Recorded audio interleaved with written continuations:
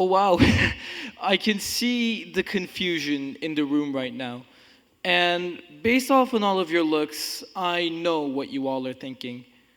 First, you're looking at me. And now, you're looking at this huge, ginormous screen. And you might be wondering, is this guy crazy? Why is he talking about a potato, an egg, and coffee? There is zero correlation between all three of these random items. And you all are correct, in fact. At least, not until they hit the boiling water. That is when the real story begins. Now, just imagine that once there was a student who felt like he was failing in life.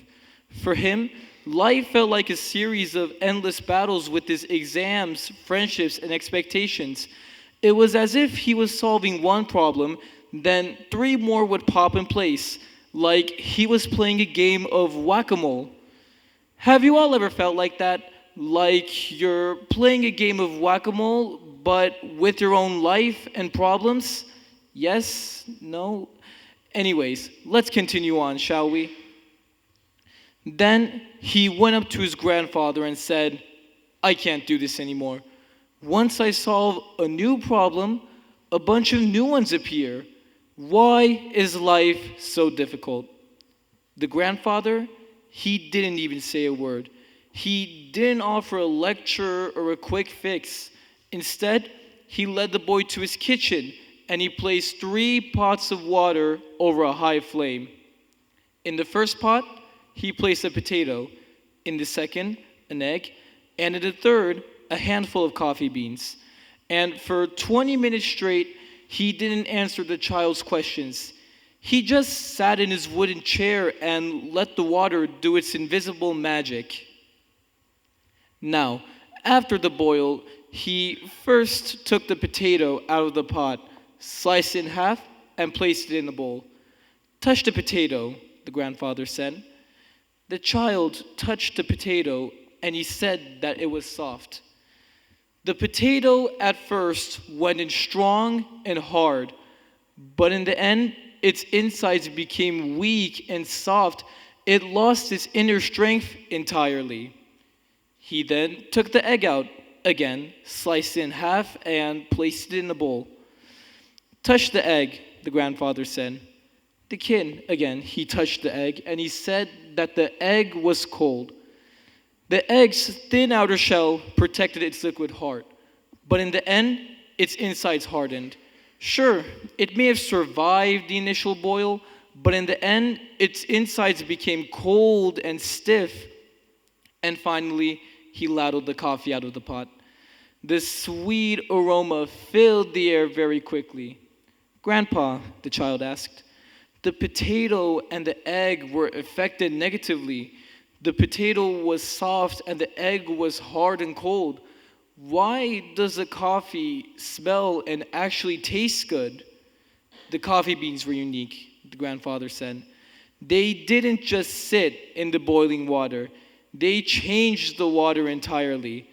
They took that one thing that created the heat and turned it into something much more elegant, fresh, and beautiful. When adversity knocks on your door, he asked, which one of these are you?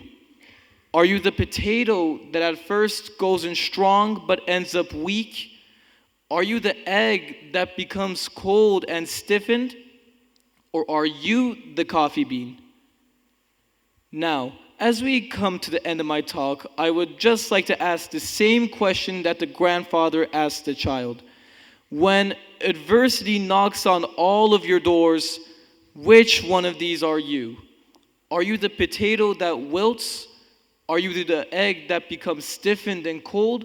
Or are you the coffee bean? Now, the boiling water here represents all of the adversities, the hardships, the problems, the deadlines that we're going to face one way or another in our lives.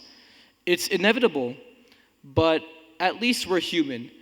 We can give different types of reactions based on all of our adversities.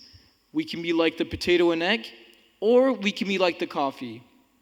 If we're like the potato and egg, not only are we going to deteriorate successfully, but we'll also deteriorate both physically and mentally.